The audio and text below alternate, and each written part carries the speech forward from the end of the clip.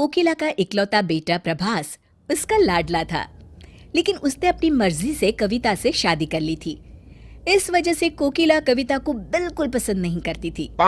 वो तो अपने बेटे प्रभास की शादी अपनी सहेली की बेटी डॉली से करवाना चाहती थी। एक दिन कविता कोकिला को खाना ला कर देती है। कविता के जाने के बाद कोकिला अपने पास रखी एक पुड़िया बाहर निकालती है और उसमें रखा सारा नमक और मिर्च खाने के ऊपर डाल देती है। हे भगवान, मेरी तो किस्मत ही फूट गई है। क्या हुआ माँ? अब क्या बताऊं बेटा, जब से तू इस कविता को घर लाया है ना, तब से मैं अच्छा खाने को तरस गई हूँ। जरा ये चख के तो देख, इसमें कितनी मिर्च है और सारा नमक भरा पड़ा है। अब मैं ये खाना खाऊंगी क्या?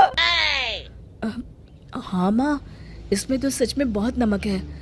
शायद गलती से पड़ गया होगा। छोटी मोटी गलतियां तो सभी से हो जाती है। तुम अपना मूड क्यों खराब कर लेती हो? तभी कविता भी रसोई घर से वहां आ जाती है। माँ जी, गलती मेरी है, आप नाराज मत होइए। मैं आपके लिए फिर से खाना बना कर ले आती हूँ। वाह वाह बेटी, तेरे बाप के घर मुफ्त का राशन आता होगा, हमारे यहाँ नहीं। इस तरह रोज रोज खाना बनाकर फेंकेंगे तो एक दिन हम सड़क पर आ जाएंगे।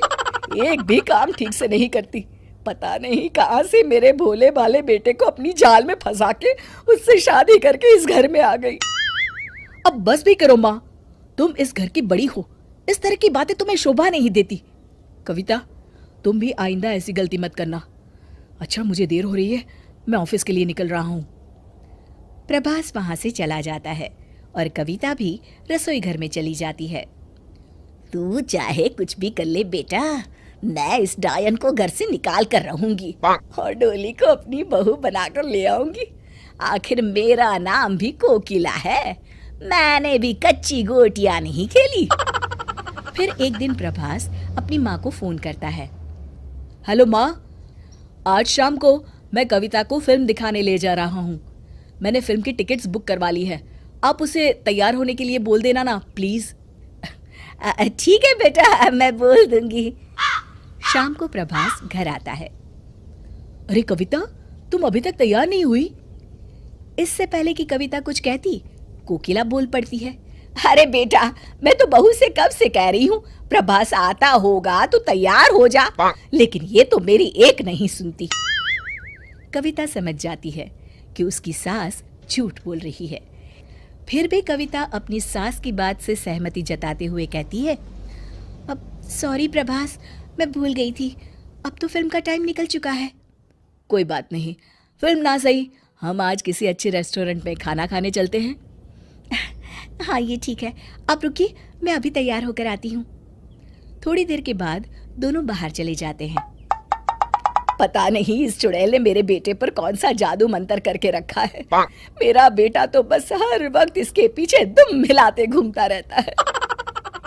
कोकिला प्रभास को कविता के खिलाफ भड़काने का कोई मौका नहीं छोड़ती थी, लेकिन कविता उसके इस बर्ताव को अनदेखा करके दिन रात अपने सास ससुर की सेवा करती थी। कुछ दिनों के बाद डॉली वहां आती है। अरे डॉली बेटा, बड़े दिनों के बाद आई है, बैठ बेटा। मैं यहाँ बैठने नहीं आई हूँ माँ जी, मैं आज फैसला करने आई हूँ। आप तो कह रही थी बस कुछ दिनों की बात है, आप बहुत जल्द उस चुड़ैल को घर से बाहर निकाल देंगी और अपने बेटे की शादी मुझसे करवा लेंगी और अपने बेटे से मेरी शादी करवा देंगी। आज मैं कुछ नहीं सुनूंगी। आपको क्या लगता है पूरे शहर में बस आपका ही बेटा है? अरे मुझे तो रोज बड़े बड़े घर से रिश्ते आते हैं। मैं आपको कुछ दिनों की मोहलत और दे रही हूँ, उसके बाद मैं किसी दूसरे लड़के से शादी कर लूंगी। चलती हूँ। डॉली की जाती ही, देख लो, ये है तुम्हारी पसंद और एक है हमारी बहू जो दिन रात तुम्हारी सेवा करती है, और आज तक उसने कभी भी तुमसे ऊंची आवाज में बात करना तो दूर, कभी तुमसे नजर मिला के भी बात नहीं की। और तुम हो कि इस परकटी और नकचढ़ी लड़की के लिए अपनी सीधी सादी बहू को घर से निकालने की सोच रही थी। आज इसके ये तेवर है, जरा सोचो आगे चलकर ये क्या करेगी। अपने पति की बातें सुनकर कोकिला को अपनी गलती का एहसास हो जाता है। आप बिल्कुल सही कह रहे हैं जी, मैं आज तक अपनी बहू के साथ गलत सलूक करती आई हूँ। मेरी गलती है, जो मैं सीता और सुपर्णखा में फर्क नहीं कर पाई थी। उस दिन के बाद से कोकिला की सोच और उसका व्यवहार अपनी बहू के लिए पूरी तरह बदल जाता है। शिक्षा, हमें कभी भी बाहर वालों की बातों में आकर घर के रिश्तों को बिगाड़ना नहीं चाहिए।